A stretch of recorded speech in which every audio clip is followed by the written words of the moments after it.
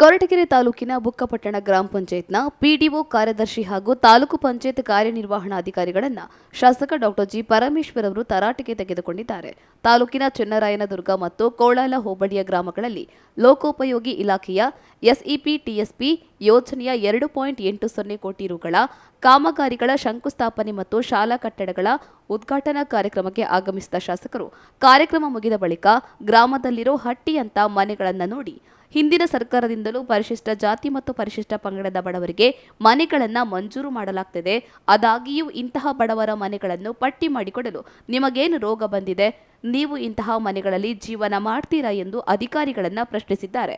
ಜೊತೆಗೆ ಆ ಕಾಲನಿಯ ಗುಡಿಸಲಲ್ಲಿರುವ ಎಲ್ಲ ಕುಟುಂಬಗಳನ್ನ ಪಟ್ಟಿ ಮಾಡಲು ಇಒಗೆ ಆದೇಶಿಸಲಾಗಿದೆ.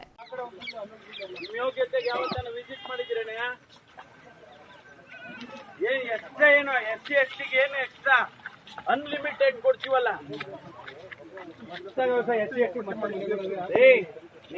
ನಾವು ಮನೆಯನ್ನ ಅನ್ಲಿಮಿಟೆಡ್ ಕೊಟ್ಟ ಅಲ್ಲೆಲ್ಲ ಕೇಳು, ನಾನು ಹೇಳೋದು ಕೇಳು. ಹಿಂದಿನ ಸರ್ಕಾರದಲ್ಲಿ ನಾವು ಅನ್ಲಿಮಿಟೆಡ್ ಕೊಟ್ವಾ? ಯಾಕೆ ಇವೆಲ್ಲ ಮಾಡಕ್ಕಾಗ್ಲಿಲ್ಲ ನಿಮ್ಗೆ?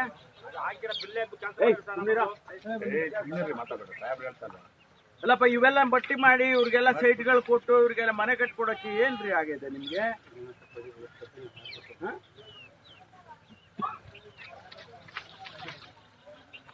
ನೋಡಿ, ಅವ್ರು ಅದ್ರಲ್ಲಿ ಜೀವನ ಮಾಡ್ಬೇಕು. ಅವ್ರು ನಿಮ್ಮನ್ನ ಇರಿಸ್ಬಿಡಣ, ಇದ್ರೊಳಗೆ ಇರ್ತೀರಾ?